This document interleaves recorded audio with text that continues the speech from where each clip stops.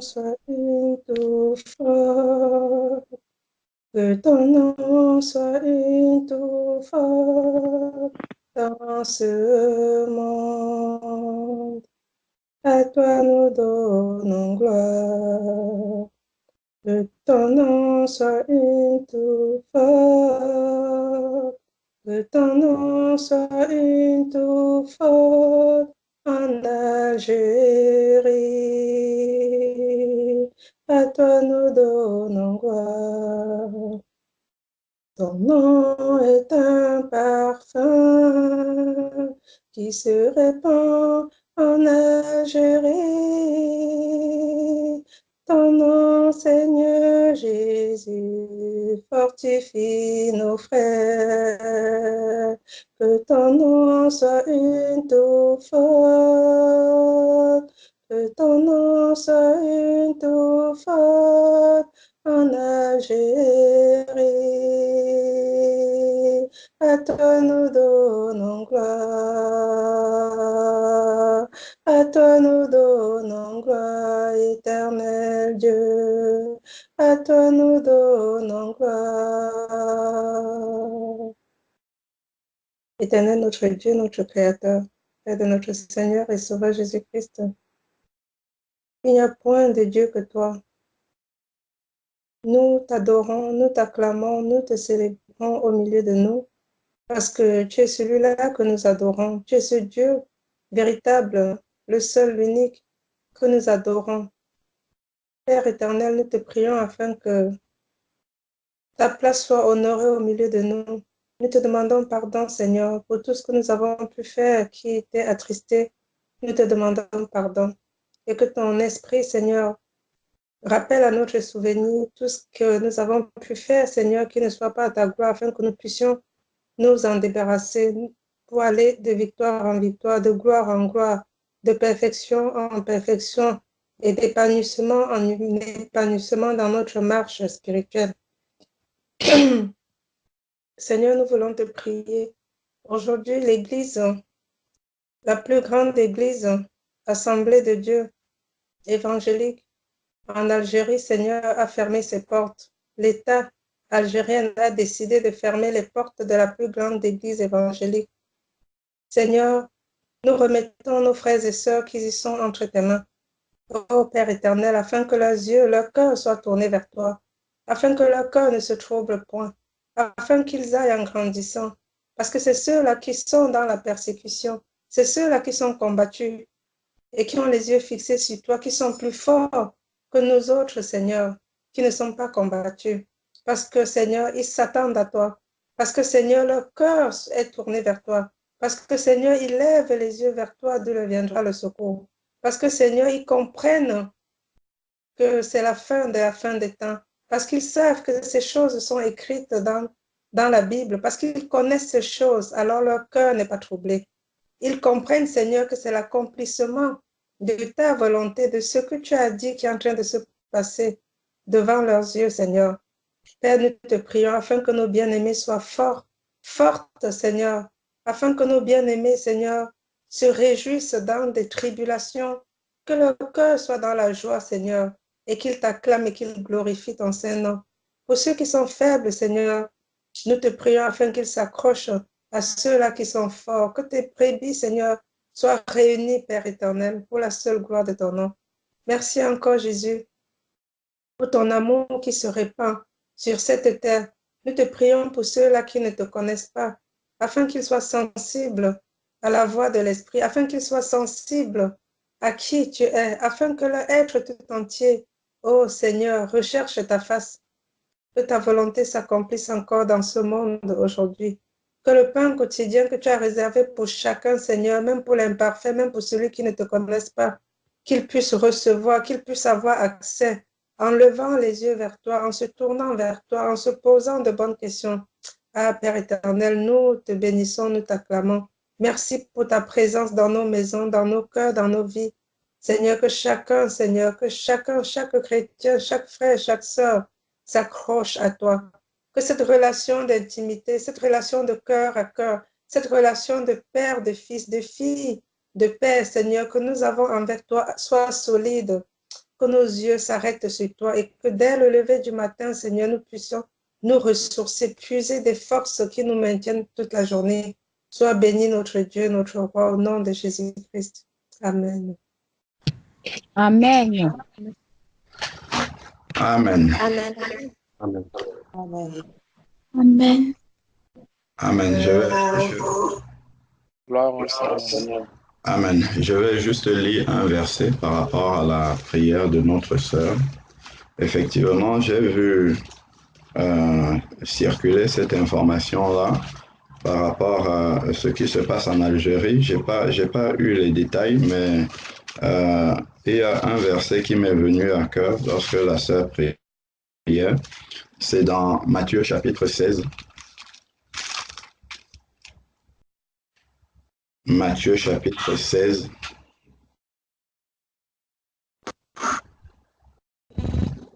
À partir du verset 15.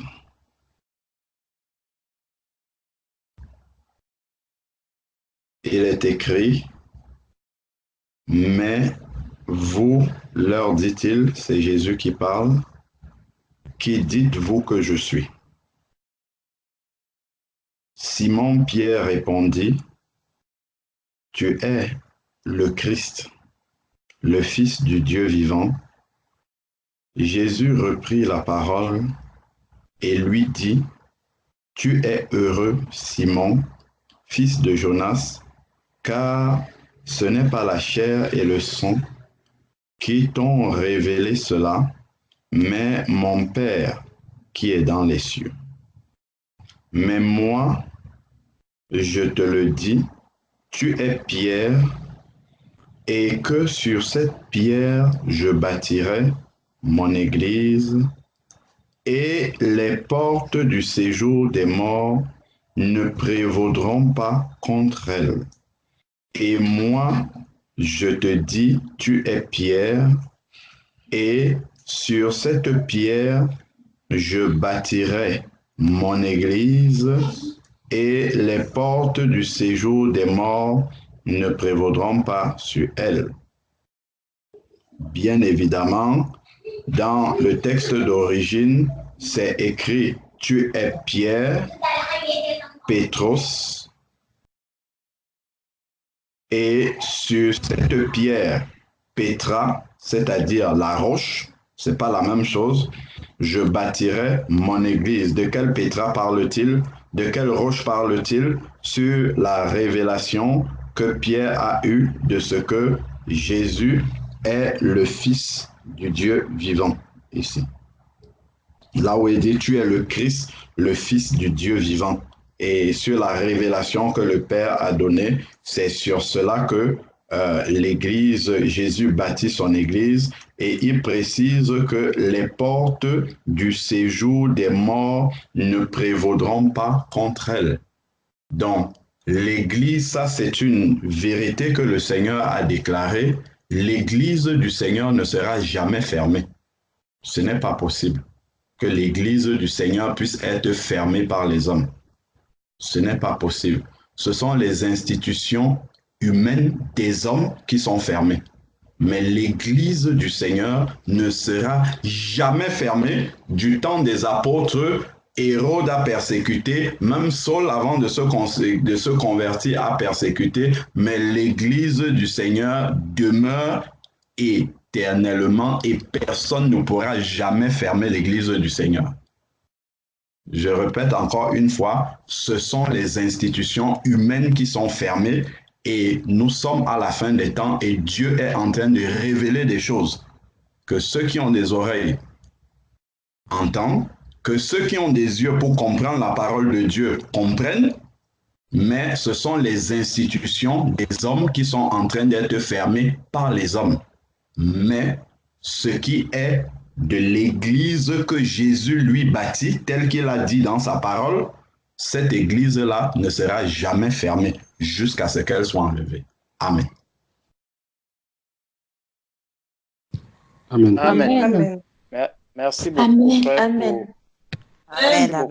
pour ce verset que également j'ai reçu lorsque la sœur était en train de prier et Le deuxième que je vais ajouter par rapport à cela, c'est que Dieu, dans le temps de la fin, vient pour restaurer l'Église. Dieu vient pour restaurer l'Église. Dans 1 Corinthiens chapitre 10, verset 11, il est écrit, « Ces choses leur sont arrivées pour servir d'exemple, et elles ont été écrites pour notre instruction à nous qui sommes parvenus à la fin des siècles. » Donc, il y a des choses qui vont arriver, qui vont se passer au-devant de nous, afin que nos yeux puissent s'ouvrir sur la vérité des Écritures, sur ce que l'Église que Jésus est venu bâtir est réellement. L'Église, c'est quoi réellement? Dans Romains chapitre 13, la parole de Dieu nous dit, allons-y, je vais prendre Romains chapitre 13, je vais m'arrêter là. On va lire du verset 1 au verset 7. Romains chapitre 13, du verset 1 au verset 7. Il est écrit que toute personne soit soumise aux autorités supérieures, car il n'y a point d'autorité qui ne vienne de Dieu. Et les autorités qui existent ont été instituées de Dieu. Donc, Dieu, pour faire asseoir sa volonté, son autorité sur la terre, il place les autorités humaines que nous voyons. Il place les autorités humaines. La sœur, il y a une sœur qui priait là tout à l'heure et qui disait, qui rendait grâce à Dieu pour les épreuves qui nous forment pour notre foi, pour être affermis dans la foi. Donc, nous voyons sur la terre, par exemple, quelqu'un qui est secoué dans le cadre de son mariage, quelqu'un qui est secoué dans le cadre de son travail, quelqu'un qui est menacé dans sa santé, et ces épreuves, ou même dans le cadre de sa famille, tout cela vient pour le former. Pourtant, tu vas voir, c'est peut-être ton mari qui est en train de te combattre, donc tu regardes un être, c'est un être humain qui est là, qui forme un caractère en toi, qui bâtit l'Église, qui te bâtit, qui t'amène vraiment soit à être de plus en plus patient, soit à être de plus en plus tolérant, soit à être vraiment à renoncer à beaucoup de choses que tu as gardées, qui sont en toi et qui sont des œuvres mortes. Donc, il y a des personnes qui seront autour de toi, qui vont faire ce travail pour toi. Et ça t'amène à la maturité spirituelle, ça t'amène à grandir spirituellement. De la même manière, les autorités qui sont sur la terre amènent les hommes à se soumettre à la volonté de Dieu, qu'on le veuille ou pas. Donc, tous les moyens vont être utilisés par le Seigneur pour que sa volonté s'accomplisse parfaitement sur la terre. Donc, verset 2, il dit, c'est pourquoi celui qui s'oppose à l'autorité résiste à l'ordre que Dieu a établi. Et ceux qui résistent attireront une condamnation sur eux-mêmes. Ce n'est pas pour une bonne action, c'est pour une mauvaise que les magistrats sont à redouter. Veux-tu ne pas craindre l'autorité? Fais le bien et tu auras son approbation. Le magistrat est serviteur de Dieu pour ton bien, pour fermer une institution humaine, comme mon frère disait tout à l'heure. Pour fermer une institution humaine, c'est l'autorisation du magistrat qui vient attester que ceci est désormais fermé, ceci est désormais arrêté. La parole de Dieu nous dit ici au verset 4, le magistrat est serviteur de Dieu pour ton bien. Donc, pour que tu ailles adorer le Seigneur en esprit et en vérité, le Seigneur peut peut utiliser un magistrat établi par les hommes pour que cela puisse se faire. Mais si tu fais le mal, crains, car ce n'est pas en vain qu'il porte l'épée, étant serviteur de Dieu pour exercer la vengeance et punir celui qui fait le mal. Et punir celui qui fait le mal. Il est donc nécessaire d'être soumis non seulement par crainte à la punition, mais encore par motif de conscience. C'est aussi pour cela que vous payez les impôts, car les magistrats sont des ministres de Dieu entièrement appliqués à cette fonction. Rendez à tous ce qui leur est dû, l'impôt à qui vous devez l'impôt, le tribut à qui vous devez le tribut, la crainte à qui vous devez la crainte, l'honneur à qui vous devez l'honneur. Lorsqu'on parle souvent de l'Église, l'Église n'est pas une institution humaine. C'est une institution qui a été établie par Dieu. C'est Dieu lui-même qui a dit « Je bâtirai mon Église », ce verset que le frère a donné tout à l'heure. Quelle est donc l'Église que les hommes sont en train de bâtir aujourd'hui? Voilà la seule question et je vais m'arrêter là. Que Dieu vous bénisse. Amen. Amen. Amen. Amen. Amen. Effectivement, pour poursuivre et nous exhorter par rapport à cela, lorsque nous voyons dans Éphésiens chapitre 6, Éphésiens chapitre 6, Éphésiens chapitre 6, au verset 10, il est dit « Au reste, fortifiez-vous dans le Seigneur et par sa force souveraine. Revêtez-vous de toutes les armes de Dieu afin de pouvoir tenir ferme contre les manœuvres du diable. Car nous n'avons pas à lutter contre la chair et le sang. Nous n'avons pas à lutter contre la chair et le sang, mais contre les principautés, contre les pouvoirs, contre les dominateurs des ténèbres d'ici-bas, contre les esprits du mal dans les lieux célestes. Voilà les vrais adversaires. Les esprits du mal dans les lieux célestes, les dominateurs, les pouvoirs des ténèbres. Voilà le véritable adversaire. Prenons encore 2 Corinthiens chapitre 10. Ça peut s'appliquer aussi dans les autres combats spirituels que nous pouvons avoir. Et on va l'appliquer dans le cas dont nous sommes en train de parler. 2 Corinthiens chapitre 10, verset 3 et suivant.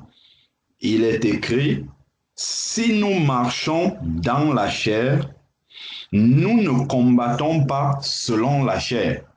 Si nous marchons dans la chair, nous ne combattons pas selon la chair. Car les armes avec lesquelles nous combattons ne sont pas charnelles. Les armes avec lesquelles nous combattons ne sont pas charnelles, mais elles sont puissantes devant Dieu. Elles sont puissantes devant Dieu pour renverser les forteresses.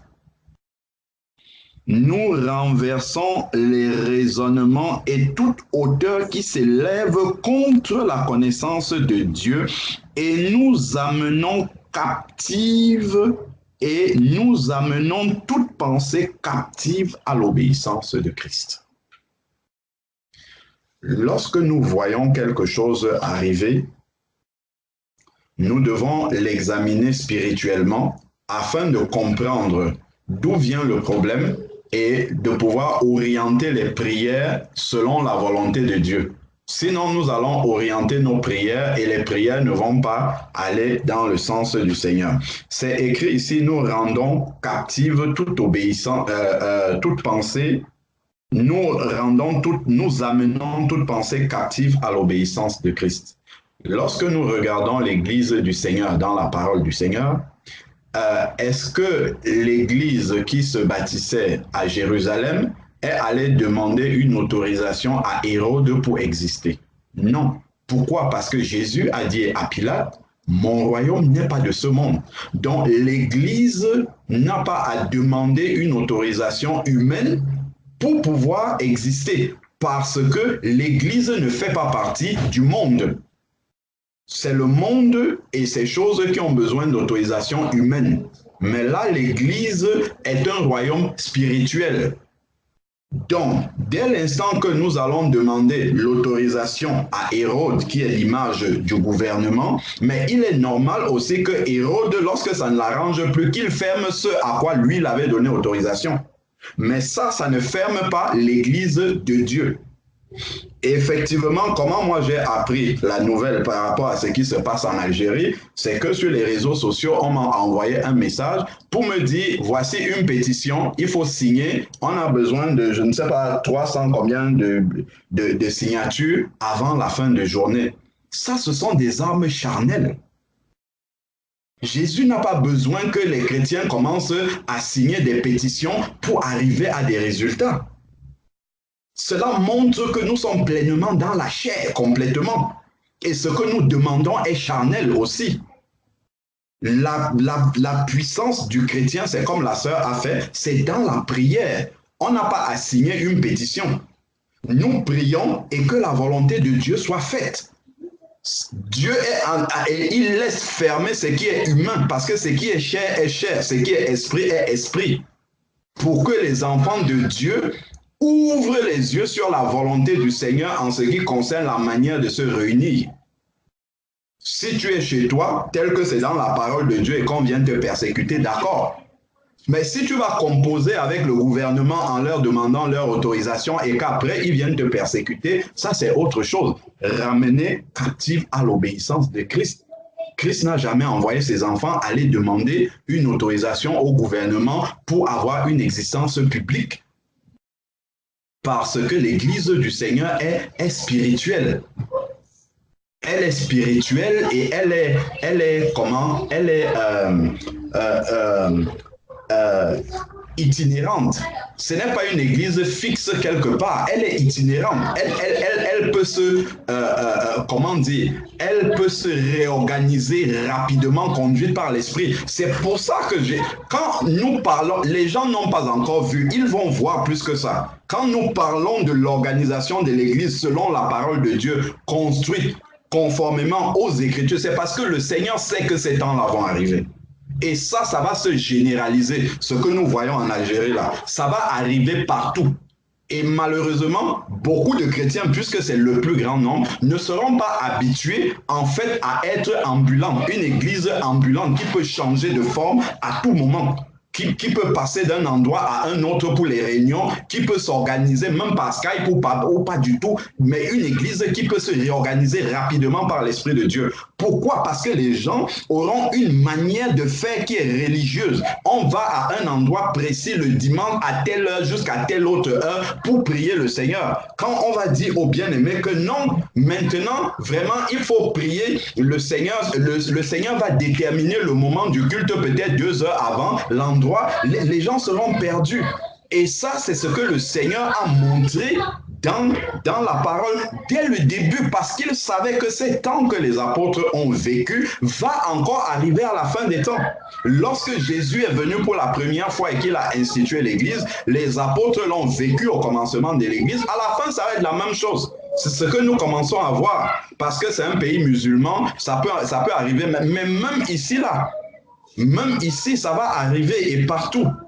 Donc, vraiment, prions dans le sens, non pas que l'Église Assemblée de Dieu, déjà Assemblée de Dieu, ça va dans la parole de Dieu, rouvre ses portes, mais que les chrétiens qui sont là-bas, merci ma sœur pour le sujet de prière, que leur foi ne défaille pas, que ça ne les affaiblisse pas, mais qu'ils puissent prier pour demander la volonté du Seigneur dans la manière de s'organiser. C'est ça le sujet de prière. Seigneur, comment est-ce que nous devons nous organiser pour continuer à faire l'action de terrain, d'amener des âmes à toi et à vivre notre foi? Non pas d'aller rouvrir une institution humaine, bâtir des choses, ainsi de suite, alors que Jésus revient.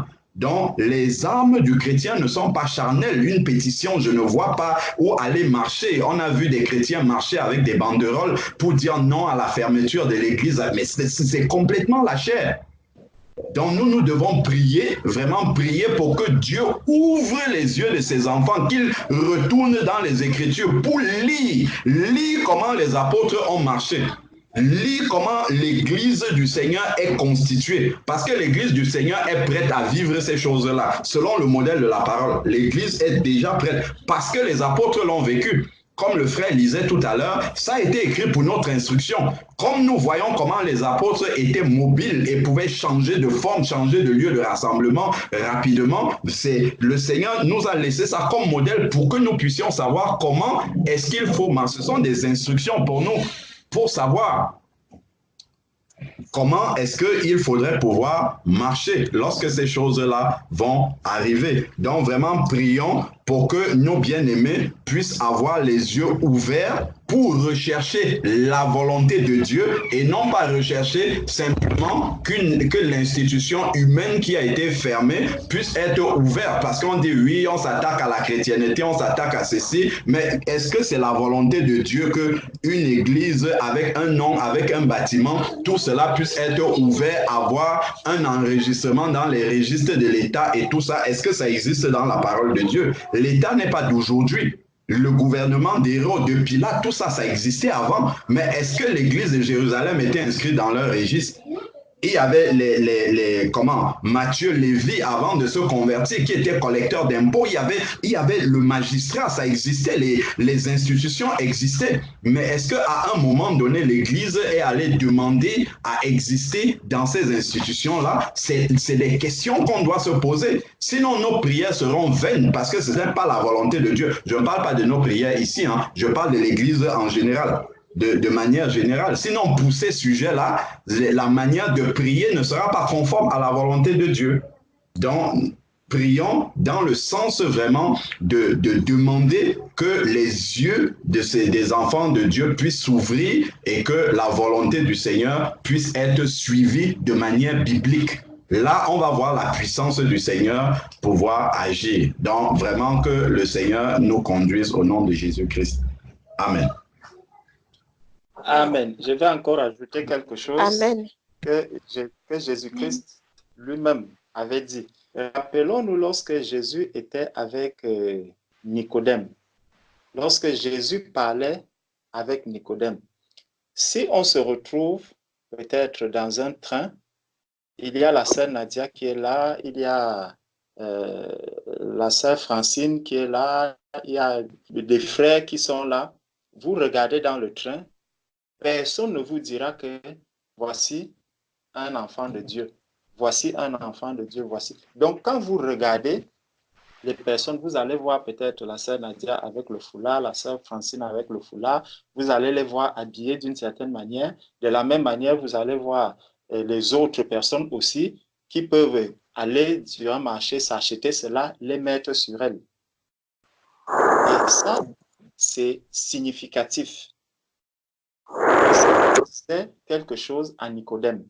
Dans Jean chapitre 3, lorsque Dieu parle de la nouvelle naissance à Nicodème et qu'il lui montre comment est un enfant de Dieu, comment est l'Église, il dit, Jean chapitre 3 au verset 6, on va voir à partir du verset 6, ce qui est né de la chair est chair, et ce qui est né de l'esprit est esprit. Ne t'étonne pas que je t'ai dit, il faut que vous naissiez de nouveau. Verset 8 maintenant. Le vent souffle où il veut, et tu entends le bruit, mais tu ne sais d'où il vient, ni où il va. Il en est ainsi de tout homme qui est né de l'esprit. Il en est ainsi de tout homme qui est né de l'esprit. L'homme qui est né de l'esprit, c'est lui qui est l'Église. Et celui qui est né de l'Esprit est comme le vent. L'Église est comme le vent. Tu ne peux pas, tu ne vois que les effets du vent. Le vent souffle, il monte, il monte. Tu ne peux jamais arrêter l'effet du vent. Il n'y a que Jésus-Christ seul, celui qui avait arrêté le vent dans la mer. Il n'y a que Jésus seul qui maîtrise le vent, parce que c'est lui qui est le maître de ce vent. Un homme, tu peux mettre une barrière, tu mets une barrière, le vent va souffler, il va souffler, il va souffler. À un moment donné, il va continuer à marcher, parce que même quand tu marches, tu respires de l'air, c'est toujours du vent, c'est toujours du vent. Le vent est toujours présent, il est présent partout où nous allons. Donc, quand on regarde les effets du vent, on voit qu'effectivement, le vent a soufflé, effectivement, le vent a agi. Il y a les effets du vent que nous voyons, mais le vent lui-même, tu ne peux le saisir, tu ne peux le toucher, tu ne peux l'arrêter dans son mouvement, tu ne peux rien faire. Tu es obligé de laisser passer le vent. Donc, soyons comme le vent. Celui qui est né de Dieu, celui qui est né de l'Esprit est comme le vent. Mais tu ne sais d'où il vient ni où il va. Tu ne sais d'où il vient ni où il va. Tu vas rencontrer quelqu'un aujourd'hui, il te dit, je vais prier chez mon frère à la Courneuve. Après-demain, je vais prier chez mon frère à Lyon. Après-demain, je vais prier chez ma sœur à Londres. Après-demain, je vais prier chez telle personne. Après-demain, je vais prier même en route. Après-demain, je vais prier. Tu ne peux pas le maîtriser. Tu ne peux pas le maîtriser. La seule chose pour que tu l'arrêtes de prier je vais prier même dans mon bureau. Je m'assois dans mon bureau, je me mets à prier. Je me mets à louer, je me mets à prier. Donc, tu peux me dire, ne prie plus sur cette route-ci. Dès que je change de côté, et qu'est-ce qui te dit même que lorsque je suis en train de marcher sur cette route-là, je ne suis pas en train de prier parce que je n'ai pas besoin de m'arrêter forcément pour commencer à crier. Dans mon cœur, je vais me mettre à prier. Donc, vraiment, restons concentrés et centrés sur l'essentiel afin que tous les enfants de Dieu adorent le Seigneur comme le Seigneur voudrait qu'on l'adore. Que ces expériences que nous commençons à vivre et à voir aujourd'hui nous alertent davantage sur les temps sur lesquels nous sommes, que l'on sache qu'on est à la fin des temps et que l'on prenne vraiment notre consécration au sérieux, que l'on prenne vraiment notre engagement avec le Seigneur au sérieux, que l'on sorte de la distraction, que l'on sorte vraiment des prisons dans lesquelles nous-mêmes nous nous sommes mis. Posons-nous les questions. Quand un phénomène comme celui-là arrive, où est-ce que la maison de Lydie a été fermée? On ne le voit pas. Où est-ce que la maison de Aquilas et Priscille, comment est-ce qu'on a pu fermer leur bouche? Même Paul avait dit qu'il est en prison, mais il a dit quoi? L'évangile n'est pas fermé. Il avait dit soit l'évangile ou sa bouche n'est pas fermée. Donc, on peut prendre même les hommes, les mettre en prison. L'Église continue de se manifester, d'agir puissamment dans le monde. Donc, vraiment, restons sur le modèle de Jésus-Christ. Que la paix du Seigneur soit avec nous tous. Prions beaucoup pour les bien-aimés afin que ces écailles qui étaient sur leurs yeux, les voiles qui étaient dans leur cœur, que ces voiles-là tombent et que vraiment ils cherchent le Seigneur en esprit et en vérité. Amen. Amen. Amen. Amen. Amen.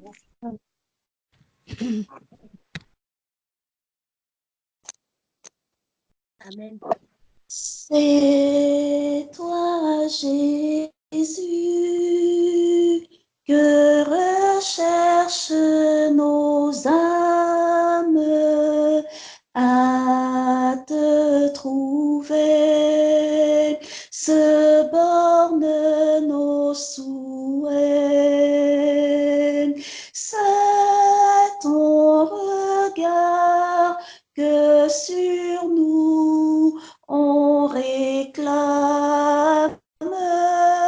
Rends-nous, Seigneur, rends-nous ta douce peine.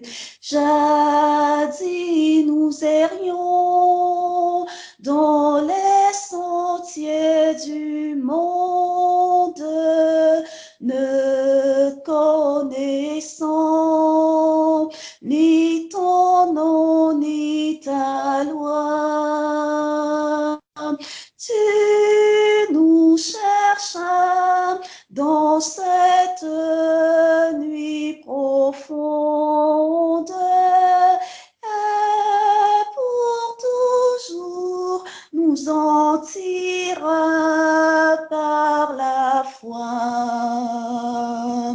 Ta voix d'amour à nous se fit entendre, nous apprîmes alors que tu nous as rachetés. Et ton esprit à nos cœurs fit comprendre ce qu'est, ô Dieu, ta grande charité. Depuis ce jour, ta longue patience a supporté nos nombreuses tiédeurs.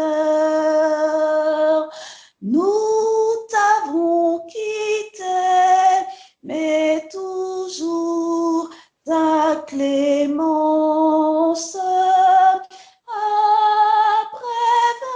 prévalu sur nos folles erreurs. Prends donc pitié de nos grandes misères, soumets nos cœurs, brise toute dureté. À Golgotha, nos âmes te furent chères. Nous comptons, Dieu, sur ta fidélité.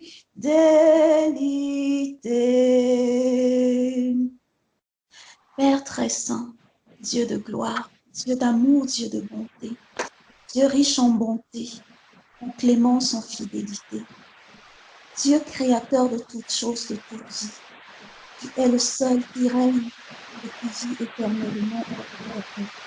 Donc, Dieu très puissant, très grand, à l'Éternel des armées. Père puissant, Père bon, Père très saint, nous voici en ta présence en ce moment béni où tu nous as convoqués, Éternel, pour entendre tes exhortations, pour nous retrouver au milieu de tes saints, pour te glorifier, pour te prier. Nous te remercions parce que tu nous as encore accordé le souffle de vie en cette journée et que ton amour éternel resplendit sur nos chemins et que ton nom est invoqué sur nos vies. Nous te prions de nous pardonner tout ce que nous avons pu faire de mal depuis le début de la journée, de nous agréer favorablement, ô Dieu, et d'avoir égard éternel aux vœux, aux souhaits de nos cœurs qui sont de te servir, de t'être agréable en toutes circonstances, en toutes choses, pour la gloire de ton nom. Père, nous te présentons nos villes, les villes où tu nous as établis.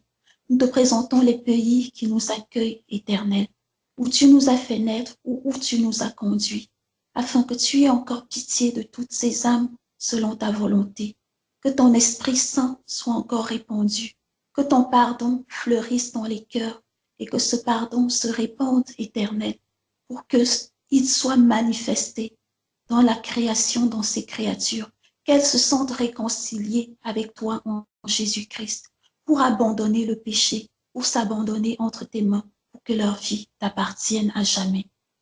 Père très saint, nous te présentons les autorités. Tu as dit qu'elles sont tes serviteurs éternels, car tu les as institués pour nous amener, à travers leur obéissance, à apprendre à t'obéir en toutes circonstances, quand c'est selon ta volonté. Père, nous te prions de manifester, continuer à manifester à travers ces autorités ton plan souverain pour ton Église et pour la vie de tes enfants. De faire, Éternel, que ta justice, ton équité, ta droiture et ta crainte soient manifestées dans toutes leurs décisions. Père très saint, nous sommes interpellés par cette situation qui est au milieu de tes saints, de ton Église que tu nous enseignes aujourd'hui.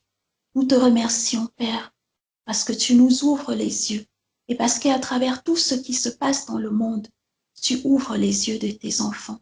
Tu as dit dans ta parole éternelle que tes brebis entendent ta voix et te suivent, qu'elles ne se perdront point, que personne ne pourra les ravir de ta main, parce que c'est le Père qui te les a donnés, et il est plus puissant que tous, et personne ne peut les ravir de la main du Père, et que tu leur donnes la vie éternelle. Père, que cette parole éternelle s'accomplisse dans la vie de tous ceux qui sont en train de vivre des situations pareilles au sein de ton Église. Que ce soit l'Église éternelle constituée de ceux qui sont encore dans des bâtiments humains. Que ce soit l'Église qui est constituée de ceux qui en sont sortis. Père, que ta parole s'accomplisse dans nos vies. Que nous entendions ta voix effectivement et que nous te suivions. Que nous ne nous égarions pas, Éternel, car ta promesse dit que personne ne nous ravira de ta main. Nous sommes donc certains, Éternel, que même si nous avons encore la moindre incertitude par rapport à cela, nous te prions d'augmenter notre foi, qu'elle soit ferme et inébranlable en toi, en cette matière. Car toi qui nous as établis avant les fondations du monde éternel, tu as un plan pour chacun d'entre nous. Tu nous avais créés dans les lieux spirituels et quand tu nous as amenés à naître dans les différentes familles où tu nous as établis, c'est parce que tu voudrais que ce plan s'accomplisse à travers les épreuves, à travers tout ce que nous vivons. C'est parce que, Éternel, tu veux nous révéler ce que tu attends de nous afin que nous entrions dans ton plan. Nous savons que tes plans, tes projets pour nous sont des projets de paix, de bonheur et non de malheur, même si nous passons par des tribulations, car tu dis, toutes choses concourent au bien de ceux qui t'aiment et qui sont appelés selon tes desseins. Père, parle-nous dans un langage que nous soyons en capacité de comprendre pour être agréable en toutes choses. Aide-nous, Éternel, pour que même nous qui sommes sortis de ces bâtiments humains éternels, nous ne nous trompions point en croyant faire ta volonté, mais en restant éternel dans ce qui ne te glorifie pas. Épure-nous, Éternel, comme tu épures l'or pour enlever toutes les scories afin que cet or soit présenté devant toi, pur, éclatant, rayonnant, éternel, pour la gloire de ton Saint-Nom. Bénis ton Église éternelle afin que toutes les divisions qui sont encore soient manifestées et qu'elles soient éternelles, bannies dans le sang précieux de ton agneau au nom de Jésus-Christ. Viens au milieu de nous, Père très saint, que toutes les animosités, toutes les colères, toutes les divisions qui sont éternelles soient détruites à jamais au nom de Jésus-Christ. Merci, Éternel, pour ta vie que tu nous as donnée, pour la mort à la chair dans laquelle tu nous amènes et pour ta résurrection qui se manifestera certainement en nous, car ta parole est oui et amen et tes promesses sont ainsi. Père très saint, nous te bénissons pour tout ce que tu fais dans nos vies. Nous te bénissons pour les douleurs, pour les amertumes. Nous te bénissons pour les joies, pour l'espérance. Gloire à ton Saint-Nom, ô Dieu très saint, au nom puissant et merveilleux de ton Fils Jésus-Christ. Amen. Amen. Amen. Amen. Amen. Amen.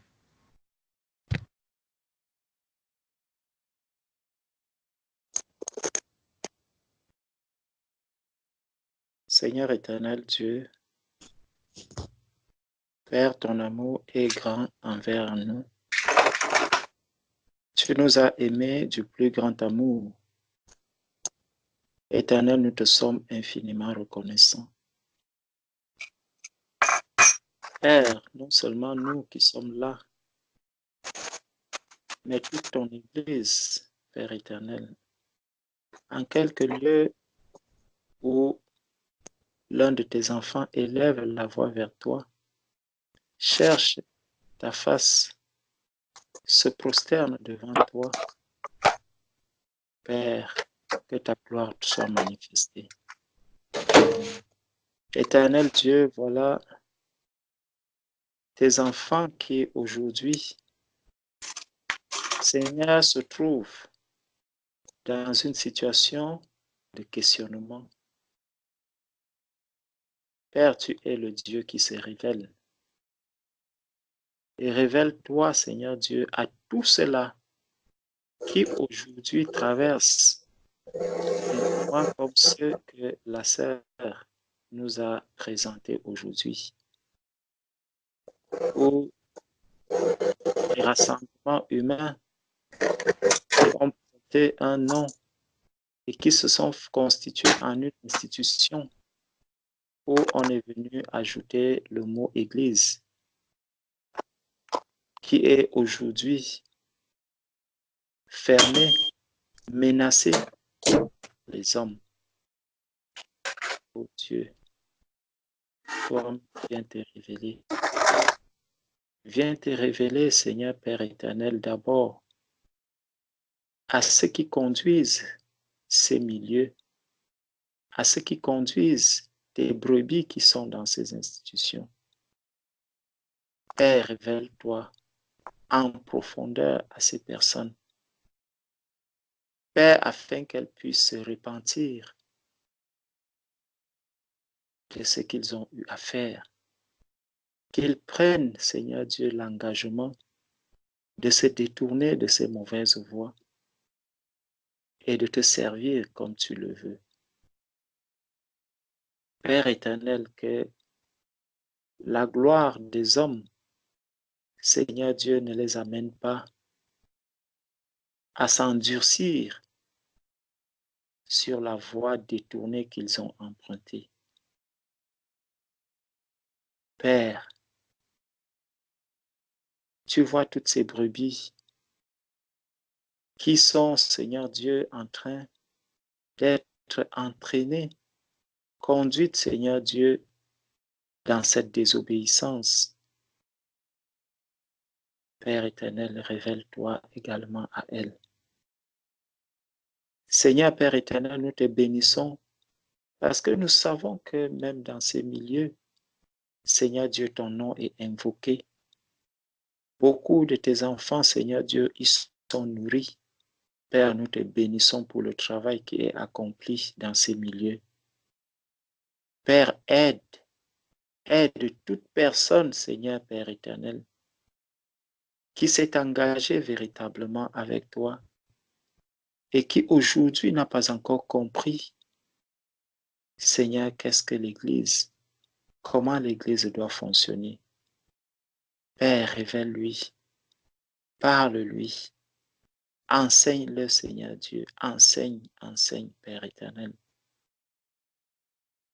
Seigneur, que personne ne reste dans l'ignorance, que personne ne reste avec un voile, Père, parce que nous sommes du royaume des cieux, parce que toi-même tu nous as dit que tu nous as délivrés de la puissance des ténèbres et nous as transportés dans le royaume du Fils de ton amour. Père éternel, permets que tes enfants puissent connaître, ô Père, le royaume dans lequel ils sont, le fonctionnement de ce royaume. Ô Dieu, fais grâce. Continue encore, ô Père éternel, à travailler en profondeur dans cette Église que tu es en train de bâtir. Père, afin que toutes ces situations que nous connaissons déjà et que nous allons encore connaître nous aident, Seigneur Dieu, à acquérir de la sagesse pour que nous puissions aller de perfection en perfection afin de nous approcher davantage, Seigneur Dieu, de toi. Que chaque jour qui passe, aide ton Église, Seigneur Père éternel, à recevoir encore une lumière qui sépare, Seigneur Dieu, ce qui était encore ténébreux en nous. Merci Père pour les saints qui sont là, qui élèvent les voix vers toi, qui intercèdent pour leurs frères et pour leurs sœurs. Seigneur, fortifie tes enfants afin qu'il n'y ait aucun découragement, mais que toutes ces choses, Père éternel, viennent encore affermir et fortifier ceux qui te cherchent et qui veulent s'approcher de toi. Gloire, louange et honneur te soient rendus, Père, d'éternité en éternité. au nom de Jésus-Christ. Père, nous te prions encore, Seigneur Dieu, pour toutes ces autorités que tu as établies sur la terre pour faire ta volonté. Ô Dieu, vraiment aide-les, soutiens-les, bénis-les, fortifie-les, Seigneur Dieu. Surtout, Père, qu'ils ne travaillent pas pour combattre, mais pour faire véritablement ta volonté. Seigneur Dieu, révèle-toi à ces autorités. Ouvre leurs yeux, touche leur cœur, amène-les, Seigneur Dieu, à faire la paix avec toi. Seigneur, afin que, ayant travaillé sur la terre pour toi, Père, qu'ils ne soient pas rejetés à la fin. Soutiens leur famille. Bénis-les, Seigneur Dieu. Merci pour toutes choses, au nom de Jésus-Christ. Amen. Amen. Amen. Amen. Amen. Gloire à Dieu. Amen. Amen. Amen. Seigneur.